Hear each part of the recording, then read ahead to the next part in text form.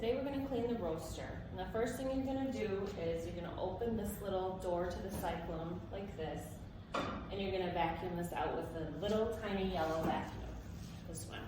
You're going to do that after every 3 roasts, okay? So it's got a very short cord. That's about the only thing we're going to use this little vacuum for.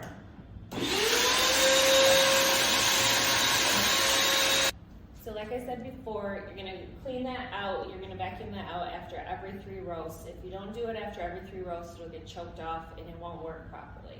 After you're done vacuuming out all the chaff, then you're going to take a clean, damp microfiber cloth and just wipe everything in there. The door, the inside of the cyclone, the outside of the cyclone, as far up as you can reach. Very, very dirty. Like I said before, this was a really, really filthy job. I put my apron on. I've wiped it down with a damp cloth twice. There's a lot of soot. We want to make sure we get all the chaff out of there. This is where a lot of the fires might happen. So it's very important to do the cyclone correctly.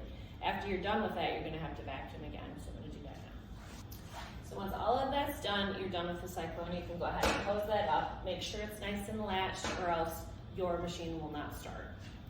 So like I said before, the cyclone has to be vacuumed out after every 3 batches. It can be wiped completely out at the end of the day. Other tasks at the end of the day, we're going to take the whole cooling tray off to clean. So we do that with a 3/16 Allen wrench. And there's 2 small little things that we have to unfasten. And we just, maybe 2 turns of our Allen wrench just to loosen it. We don't want those to come off, okay? So I will go ahead and do that now. There's one over here, and there's one on the other side. So once you have them loosened, you're gonna lift this whole tray off. Tilt it to get it off, and then you're just gonna set it on the floor. It is heavy, just be careful. Another thing I'm gonna do is take some canned air and just very carefully get up around.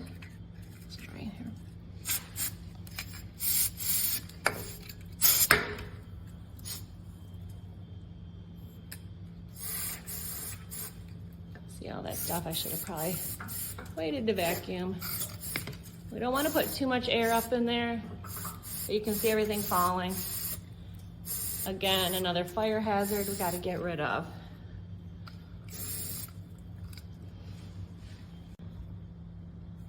Be sure to pull this lever towards you while you're cleaning so that you can clean that tray in the back, the vent.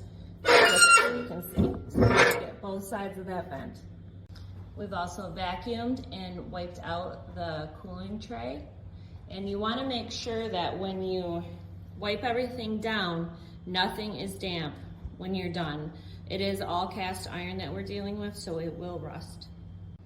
We've put the tray back on and we've wiped everything down, including where the beans come out at the end of the roast. We've wiped all that down.